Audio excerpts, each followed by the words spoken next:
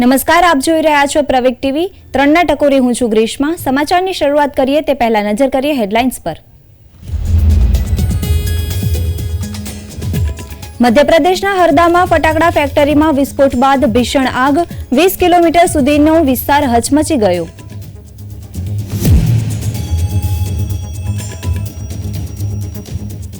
નવી દિલ્હીમાંથી લશ્કરે તૈયબાનો સક્રિય આતંકી ઝડપાયો.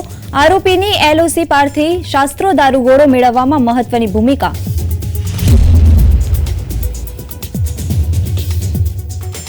ઉત્તરાખંડના મુખ્યમંત્રી પુષ્કરસિંહ ધામીએ વિધાનસભામાં રજૂ કર્યું યુસીસી બિલ. ભાજપના ધારાસભ્યોએ લગાવ્યા જય શ્રી રામના નારા.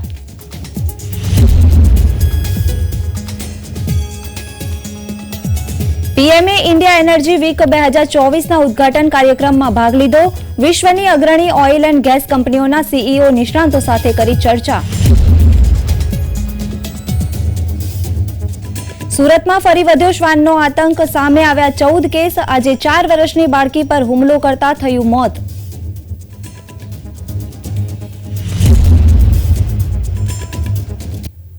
વિગતવાર સમાચાર જોઈએ ત્યારે મધ્યપ્રદેશના હરદા શહેરમાં એક ફટાકડાની ફેક્ટરીમાં લાગેલી ભીષણ આગમાં 3થી વધુ લોકોના મોત થયા છે અને લગભગ 40થી વધુ લોકો ઘાયલ થયા છે. સોશિયલ મીડિયા પર સામે આવેલ આ ઘટનાના વિડીયોમાં આગની વચ્ચે વિસ્ફોટ થતો જોવા મળે છે. ફેક્ટરીમાં એક પછી એક વિસ્ફોટના અવાજ સંભળાઈ રહ્યા છે, જેના લીધે ઊંચી આગની જ્વાળા ઉઠી રહી છે. લોકો પોતાની જાતને બચાવવા દોડતા જોવા મળે છે. મધ્યપ્રદેશના મુખ્યમંત્રી મોહન યાદવે સંબંધિત અધિકારીઓ સાથે વાત કરી અને ઘટનાની વિગતો માંગી. ફટાકડા ફેક્ટરી ગેરકાયદે રીતે સંચાલિત થતી હોવાની પ્રાથમિક માહિતી સામે આવી છે. આજુબાજુના 60થી વધુ મકાનો વિસ્ફોટ અને આગની લપેટમાં આવી ચૂક્યા છે.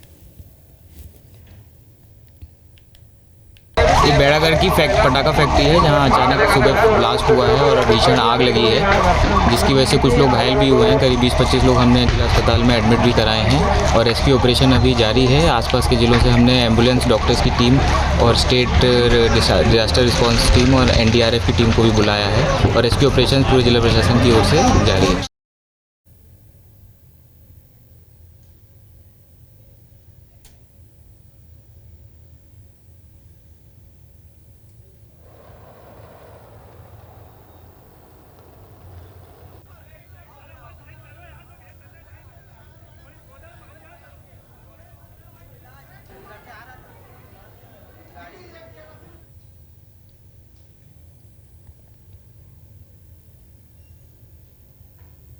કુપવાડા મોડ્યુલ સાથે જોડાયેલા એલઈટીનો કથિત આતંકવાદી દિલ્હીના રેલવે સ્ટેશન પરથી પકડાયો. દિલ્હી પોલીસે જમ્મુ અને કાશ્મીરના કુપવાડામાં કાર્યરત લશ્કરે તૈયબા મોડ્યુલના કથિત સભ્યની ધરપકડ કરી છે. આરોપીની ઓળખ રિયાઝ અહેમદના રૂપમાં થઈ છે.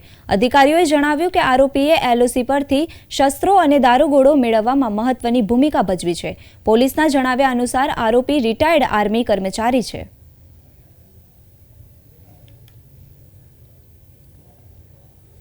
શ્વાનોનો આતંક દિવસે ને દિવસે વધી રહ્યો છે, ત્યારે સુરતમાં એક બાળકી પર શ્વાનોએ હુમલો કર્યો હતો, જેમાં બાળકીને બચકા ભરતા બાળકીનું મોત નીપજ્યું છે. બાળકી બેભાન હાલતમાં મળી આવી હતી, જે બાદ બાળકીને હોસ્પિટલ ખસેડવામાં આવી હતી, જ્યાં ફરજ પર હાજર તબીબોએ બાળકીને મૃત જાહેર કરી છે. મૂળ મધ્યપ્રદેશના વતની અને હાલમાં સુરતના પાંડેસરા સિદ્ધાર્થનગર પાસે કાળુભાઈ દેવચંદ અરડ પરિવાર સાથે રહે છે. પરિવારમાં પત્ની, 3 દીકરા અને 1 જ દીકરી હતી. પતિ પત્ની કામ પર ગયા હતા. આ દરમિયાન તેઓની 4 વર્ષીય દીકરી ઘર પાસે રમતી હતી, ત્યારે તે રમતા ગુમ થઈ ગઈ હતી. બનાવની જાણ થતાં પરિવારજનો બાળકીની શોધખોળ કરી હતી. આ દરમિયાન ઘર નજીક ઝાડીમાંથી બેભાન હાલતમાં મળી આવી હતી. બાળકીને શ્વાને બચકા ભર્યા હતા. બાળકીને તાત્કાલિક સારવાર અર્થે હોસ્પિટલ ખસેડવામાં આવી હતી, જ્યાં ફરજ પર તબીબોએ બાળકીને મૃત જાહેર કરી હતી. વાલસોઈ દીકરીના મોતને લઈને પરિવાર શોકમાં ગરકાવ થઈ ગયો છે. સવારે પાંડેસરામાં જે બાળકી સાથે થયું કૂતરા કરડવાથી, તે પરિવારને સંવેદના વ્યક્ત કરું છું. અને પાંડેસર એરિયામાં છેલ્લા મહિનામાં ઘણા બનાવો બન્યા છે. અમે ત્યાં રસીકરણને ખસેડીની કામગીરી અમારે વધારે જોરથી અત્યારે ચાલુ કરી દીધી છે.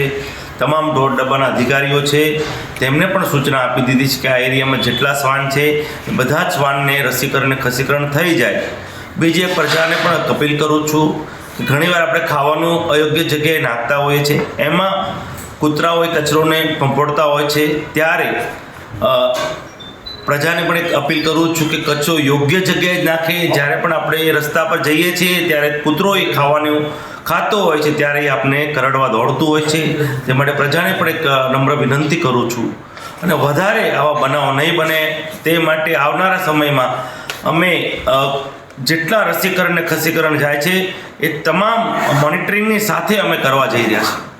सूरत में मैं काम करता था, वहाँ पे मैं काम करता था, उसके थोड़ा दूर में एक वो झाड़ी थी, वहाँ पे मेरी लड़की खेल रही थी, सब कुत्ते ने मिलकर उसको काट के मार डाला. ઉત્તરાખંડ વિધાનસભામાં મંગળવારે યુનિફોર્મ સિવિલ કોડ બિલ રજૂ કરવામાં આવ્યું હતું. યુસીસી બિલ માટે બોલાવવામાં આવેલા વિધાનસભાના વિશેષ સત્રના બીજા દિવસે મુખ્યમંત્રી પુષ્કરસિંહ ધામીએ આ બિલ રજૂ કર્યું હતું. બિલની રજૂઆત દરમિયાન શાસક પક્ષના ધારાસભ્યોએ ભારત માતા કી જય, વંદે માતરમ અને જય શ્રીરામના નારા પણ લગાવ્યા હતા. રાજ્ય કેબિનેટે રવિવારે યુસીસી ડ્રાફ્ટ સ્વીકારી લીધો હતો અને તેને બિલ તરીકે ગૃહમાં રજૂ કરવાની મંજૂરી આપી. ભાજપના નેતા અને ઉત્તરાખંડના પૂર્વ મુખ્યમંત્રી ત્રિવેન્દ્રસિંહ રાવતે મંગળવારે ઉત્તરાખંડ રાજ્ય વિધાનસભામાં યુસીસી બિલની રજૂઆતનું સ્વાગત કર્યું હતું. તેમણે કહ્યું કે અન્ય રાજ્યો અને પક્ષોએ પણ આ અંગે વિચાર કરવો જોઈએ. भारतीय जनता पार्टी के एजेंडे में शुरू से रहा है, चाहे यूसीसी हो, धारा 370 हो या फिर एक राष्ट्र एक संविधान की बात होगी. और इसलिए एक महत्वपूर्ण शुरुआत देवभूमि उत्तराखंड से हुई है. मुझे लगता है कि देश के अन्य राज्य भी इस पर विचार करेंगे, अन्य पार्टियां भी इस पर विचार करेंगी. इसको एक अच्छी शुरुआत कहा जा सकता है. निश्चित रूप से जो ये कानून उत्तराखंड में बनने जा रहा है उससे विशेष रूप से जो हमारी महिलाएं हैं और विशेषकर उनमें भी जो मुस्लिम महिलाएं हैं उनके लिए बहुत अच्छा एक स्वस्थ वातावरण निर्माण होगा. उनको समान अधिकार दिए हैं. जो मुस्लिम हकूकों में जो है बेटे को ज़्यादा राइट हैं, बेटी को कम राइट हैं, तो समान अधिकार देने का काम इसमें किया गया है. जो शादी की आयु है उसको भी न्यूनतम सबके लिए बराबर किया गया है. तो इससे जो महिलाएं हैं उनके सोच में और उनकी जो सामाजिक स्थिति है जो उसमें भी इससे परिवर्तन आएगा. और निश्चित रूप से जो हमारी महिलाएं हैं वो राष्ट्र की मुख्यधारा के लिए और अधिक सम्मिलित होकर और अच्छा योगदान दे सकेंगे. ઉત્તરાખંડના પર્યટન મંત્રી સતપાલ મહારાજે મંગળવારે જણાવ્યું હતું કે યુસીસી બિલની રજૂઆત બંધારણના નિર્માતા ડોક્ટર BR આંબેડકર દ્વારા પ્રેરિત છે. બાબા સાહેબ આંબેડકરની કલ્પના પરિપૂર્ણ થઈ છે. मैं आज बड़ा ऐतिहासिक दिन मानता हूं और माननीय धामी जी को बहुत बहुत बधाई देता हूं जो ऐसा महत्वपूर्ण बिल हमारी धरती पर लाए हैं और यहां की विधानसभा से ये पारित होगा. ये मैं समझता हूं गंगा यमुना की धरती है, बद्री केदार की धरती है और यहां से समान आचार संहिता का बिल जो सबके लिए समानता लाए, क्योंकि आर्टिकल 44 के अंदर ये बात रखी गई थी कि there should be a common civil code. उसी भावना को आगे दर्शाते हुए ये पहले हो जाना चाहिए था, पर उस समय क्योंकि देश का विभाजन हो रहा था तो ये कुछ जो हमारे जो नॉलेजेबल लोग थे उन्होंने कहा भाई इस समय ये लागू नहीं है, उपयुक्त समय में इसको लागू किया जाए. तो मैं समझता हूं कि ये समय उपयुक्त समय है. अंबेडकर जी भी इसको चाहते थे, तो निश्चित रूप में जिन्होंने संविधान को बनाया वो संविधान के निर्माता यही चाहते थे. आज उनकी आशा पूरी हो रही. યુસીસી બિલ રજૂ કરવા સામે ઉત્તરાખંડ વિધાનસભામાં કોંગ્રેસના ધારાસભ્યોએ વિરોધ કર્યો હતો. તેમણે પ્રશ્નકાળને માફ કરવાના નિર્ણયનો વિરોધ કર્યો હતો. વિરોધ કરી રહેલા ધારાસભ્યોએ જણાવ્યું હતું કે રાજ્ય સરકારે પ્રશ્નકાળ કાઢી નાખ્યો, જ્યાં તેઓએ તાત્કાલિક મુદ્દાઓ ઉઠાવવાનું આયોજન કર્યું હતું. कानून व्यवस्था के मामले हों चाहे और बहुत सारे मामले हों, हम उनको 6 महीने के अंदर जो तत्कालीन मुद्दे हैं उनको हम लाना चाहते थे. प्रदेश सरकार की विफलताओं के खिलाफ उसको ये ध्यान उसका हटाने के लिए इन्होंने जो है इसको कार्य सूची से गायब कर दिया. हमारा ये विरोध है. हम आज उसीलिए यहाँ पर बैठे हैं और जब यूसीसी आएगा तो हाउस के अंदर फिर हम अपनी बात को कहेंगे जो हमको कहना होगा. पर ये जो विरोध हमारा इस समय हो रहा है ये प्रश्न जो काल को इन्होंने जो गायब किया है, हटाया है, उसके खिलाफ हम बैठे हैं। हम अपनी आवाज जनता तक देना चाहते हैं। यूसीसी को आज प्रदेश सरकार सदन के पटल पे ला रही है और हमारा सभी विधायकों का कहना है कि उसमें विस्तृत चर्चा होनी चाहिए और चर्चा का समय मिलना चाहिए। और क्योंकि जब पटल पे होगी, क्योंकि 1 पृष्ठ या 2 पृष्ठों की तो रिपोर्ट नहीं है और वो 500-700 पृष्ठों की रिपोर्ट है, जब उसका हम लोग पूर्ण रूप से अध्ययन कर लेंगे तभी अपनी प्रतिक्रिया व्यक्त कर सकते हैं। जहां तक आज हमारा विरोध करने का प्रश्न है कि सत्र का सत्रावसान हुआ नहीं था और प्रदेश की सरकार इसको विशेष सत्र के रूप में आहूत कर रही है। વડાપ્રધાન નરેન્દ્ર મોદી આજે 6 ફેબ્રુઆરી ગોવાના પ્રવાસે છે। અહીં તેમણે ઇન્ડિયા એનર્જી વીક 2024નું ઉદ્ઘાટન કર્યું। પીએમએ ઓઇલ એન્ડ નેચરલ ગેસ કોર્પોરેશનના સી સર્વાઇવલ સેન્ટરનું ઉદ્ઘાટન કર્યું, જેમાં દરિયાઈ બચાવ કામગીરી માટે તાલીમ આપવામાં આવશે। આ ઉપરાંત તેમણે 1330 કરોડ રૂપિયાથી વધુના ખર્ચના વિવિધ પ્રોજેક્ટનું શિલાન્યાસ કર્યું અને નેશનલ ઇન્સ્ટિટ્યૂટ ઓફ ટેકનોલોજીના કાયમી કેમ્પસને વડાપ્રધાને રાષ્ટ્રને સમર્પિત કર્યું। गोवा अपने आतिथ्य भाव के लिए जाना जाता है। पूरी दुनिया से यहां आने वाले पर्यटक यहां की सुंदरता और संस्कृति से प्रभावित होते हैं। गोवा आज वो राज्य भी है जो विकास के नए प्रतिमानों को छू रहा है। इसलिए आज जब हम पर्यावरण के प्रति संवेदनशीलता की बात करने के लिए एकजुट हुए हैं, सस्टेनेबल फ्यूचर के बारे में बात करने जा रहे हैं, तो इसके लिए गोवा बहुत ही परफेक्ट डेस्टिनेशन है। કોંગ્રેસ નેતા રાહુલ ગાંધીની ન્યાયયાત્રા ઝારખંડના ગુમલામાં પ્રવેશી છે। યાત્રા દરમિયાન તેમણે ભાજપ અને આરએસએસ પર દેશભરમાં નફરતનું વાતાવરણ બનાવવાનો આરોપ લગાવ્યો હતો। આ સાથે જ તેમણે મોદી સરકાર પર આદિવાસીઓની જમીન અદાણી જૂથને આપવાનો આરોપ પણ લગાવ્યો હતો। देश में बीजेपी ने आरएसएस ने नफरत का माहौल फैला रखा है, हिंसा का माहौल फैला रखा है और एक धर्म को दूसरे धर्म से लड़ाते हैं, एक जात को दूसरी जात से लड़ाते हैं, आदिवासी को किसी और से लड़ाते हैं, एक भाषा को दूसरी भाषा से लड़ाते हैं। हिंदुस्तान के सबसे बड़े अरबपति आप किसी भी स्टेट में चले जाओ, मैं नागालैंड, अरुणाचल, असम, मेघालय, ये नागालैंड, झारखंड, बंगाल सड़क पे चला हूं। हर प्रदेश में अदानी जी को कहीं ना कहीं कुछ ना कुछ दिया जा रहा है। यहां पे अदानी जी को जमीन दी गई। जमीन किससे ली गई? आदिवासियों से ली गई। और जमीन किसको गई? अदानी जी को गई। तो पूरा जमीन का ट्रांसफर हो रहा है पिछड़ों से, आदिवासियों से, दलितों से, गरीब जनरल कास्ट के लोगों से, और सीधा अरबपतियों के बैंक अकाउंट में जमीन जा रही। हिंदुस्तान में सिर्फ 2 जात है। क्या बताओ भैया, हिंदुस्तान में सिर्फ 2 जात है क्या? तो जब मैंने जाति जनगणना की बात की, वो कहते भैया सिर्फ 2 जात है। अच्छा, अब सुनो कौन सी जात? एक गरीब है और एक अमीर है। अब मेरा मोदी जी से सवाल, भैया अगर सिर्फ 2 जात है तो हर भाषण में आप अपने आप को ओबीसी क्यों कहते हो? 1 ફેબ્રુઆરીથી શરૂ થયેલ વિધાનસભા સત્રનો આજે ચોથો દિવસ છે, ત્યારે આજે મહત્વની 2 બેઠક મળી રહી છે। પ્રથમ બેઠકમાં ઉર્જા, પેટ્રોકેમિકલ, નાણાં, જળસંપત્તિ, પાણી પુરવઠા અંગેના પ્રશ્નોની ચર્ચા પૂર્ણ થઈ છે, જ્યારે બીજી બેઠકમાં કૃષિ, પશુપાલન, ગૌસંવર્ધન, મત્સ્ય ઉદ્યોગ મુદ્દે પણ ચર્ચા થવાની છે। રાજ્યપાલના સંબોધન પર ચર્ચાનો આજે અંતિમ દિવસ છે।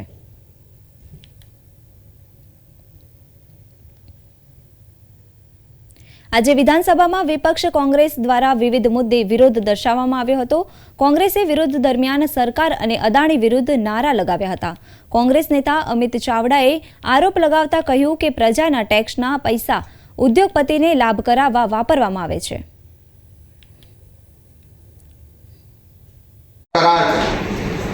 2007માં કરવામાં આવ્યો તો 2032માં પૂરો થવાનો, હજુ પણ 8 વર્ષ જેટલો સમય બાકી છે.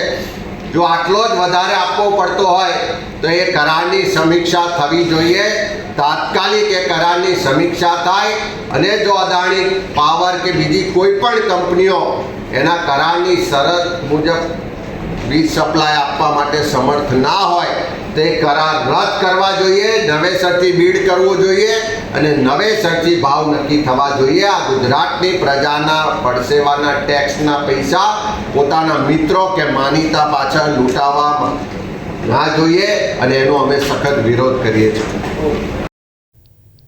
યાત્રાધામ અંબાજીમાં આગામી 12 ફેબ્રુઆરીથી 16 ફેબ્રુઆરી સુધી 5 દિવસ સુધી શ્રી 51 શક્તિપીઠ પરિક્રમાનું મહોત્સવ 2024નું આયોજન થવા જઈ રહ્યું છે. ત્યારે આ મહોત્સવને લઈને દૂર દૂરથી માઈ ભક્તો અંબાજી આવતા હોય છે. બનાસકાંઠાના વહીવટી તંત્ર અને અંબાજી માતા દેવસ્થાન ટ્રસ્ટ દ્વારા પ્રચાર પ્રસાર માટે 5 રથોનું પ્રસ્થાન કરાયું છે. જે રથો ઉત્તર સહિત મધ્ય ગુજરાતના ગામે ગામ ફરી માઈ ભક્તોને પરિક્રમા મહોત્સવમાં આવવા આમંત્રણ પાઠવશે. જિલ્લા કલેક્ટર વરુણકુમાર બરનવાલે તમામ રથોને માતાજીની ધજા દ્વારા પ્રસ્થાન કરાવ્યું છે. देखिए आगामी 12 તારીખથી 16 તારીખ દરમિયાન અંબાજી ખાતે 51 શક્તિપીઠ પરિક્રમા મહોત્સવનું આયોજન ગુજરાત સરકાર, યાત્રાધામ બોર્ડ અને મંદિરના ટ્રસ્ટ દ્વારા કરવામાં આવ્યું છે. 12 તારીખથી 16 તારીખ દરમિયાન રોજના લાખોની સંખ્યામાં ભક્તો 51 શક્તિપીઠની પરિક્રમા માટે આવશે. એમના માટે ટ્રાન્સપોર્ટેશનની સુવિધા, ભોજનની સુવિધા, બાકી અન્ય જે યુટિલિટીઝની જરૂર પડે છે એ તમામ સુવિધાઓ યાત્રાધામ બોર્ડ, ગુજરાત સરકાર અને મંદિરના ટ્રસ્ટ દ્વારા ત્યાં અંબાજીની અંદર ઊભી કરવામાં આવનાર છે. હું આપના થકી બધા મારી ભક્તોને અપીલ કરું છું કે આ પરિક્રમા મહોત્સવ દરમિયાન મોટી સંખ્યામાં આવીને અંબાજીમાં દર્શન કરી ધન્યતા અનુભવે. બોલિવૂડ અભિનેતા જેકી શ્રોફે કચ્છના રણમાં ફિલ્મનું શૂટિંગ કર્યું. જેકી શ્રોફે 2014 ફિલ્મનું કચ્છના રણમાં શૂટિંગ ચાલી રહ્યું છે. અભિનેતા જેકી શ્રોફે કહ્યું કે તેઓ પહેલીવાર કચ્છ આવ્યા છે. તેમને કચ્છનું રણ ખૂબ જ પસંદ આવ્યું છે. વધુમાં તેમણે કચ્છના રણ પર એક ડાયલોગ બોલ્યો હતો કે કચ્છનું રણ બાપુ એક નંબર છે.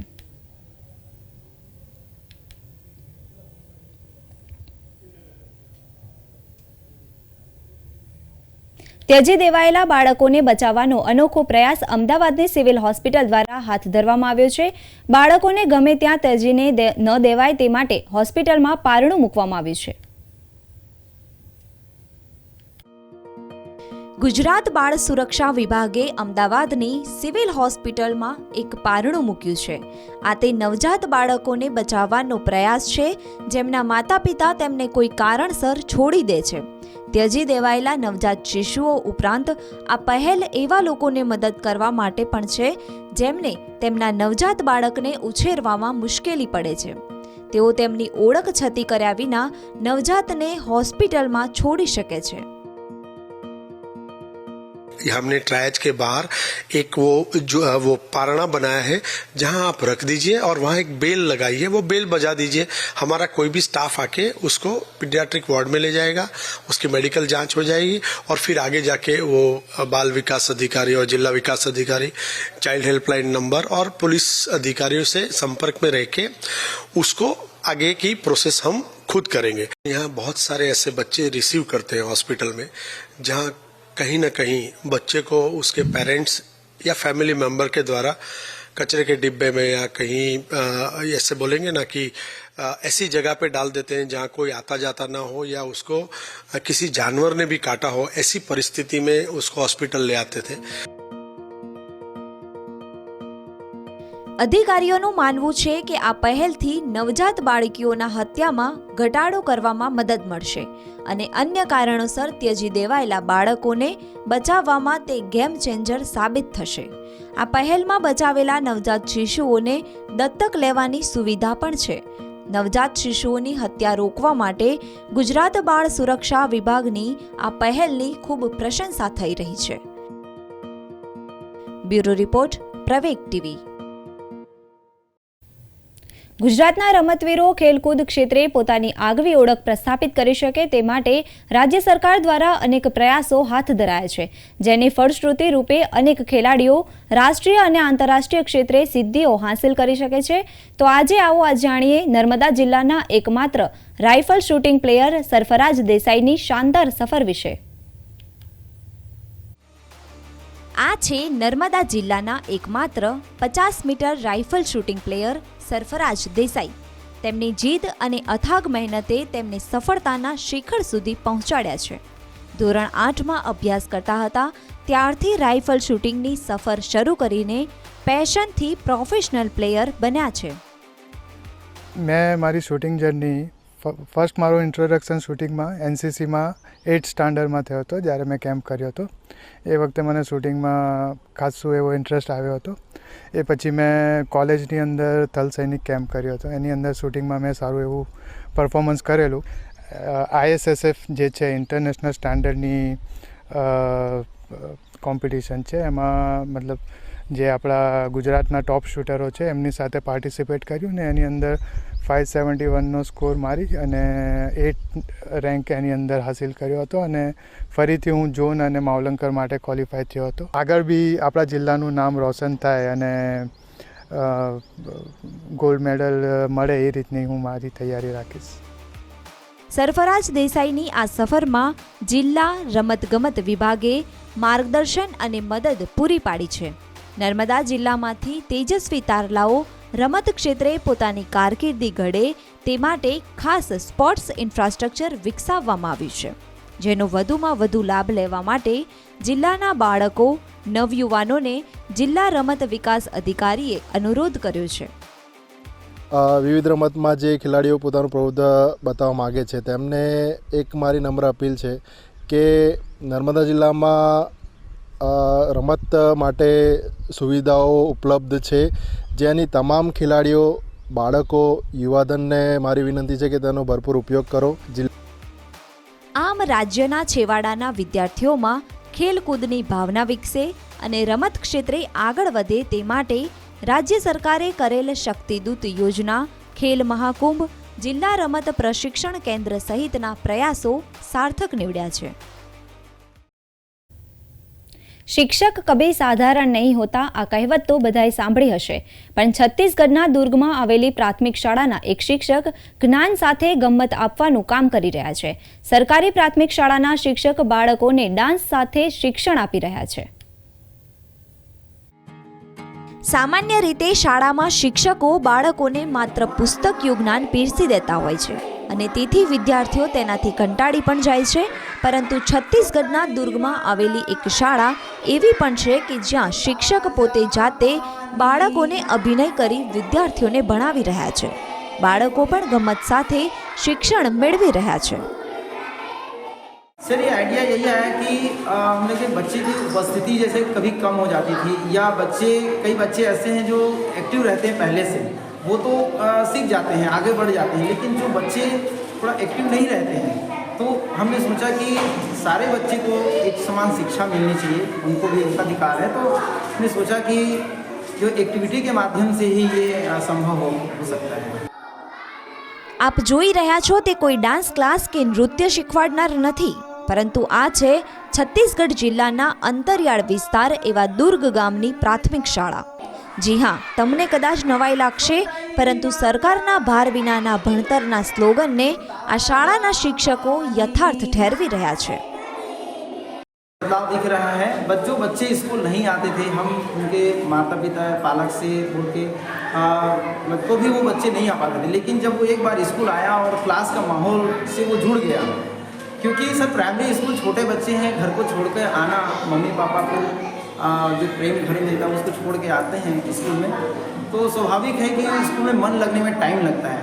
और जैसे ये माहौल अगर उनको मिल जाता है, घर जैसा माहौल, तो वो बच्चे सहज रूप में जुड़ते हैं और स्कूल आते हैं, और जब स्कूल आते हैं तो वो बच्चे सीखते हैं।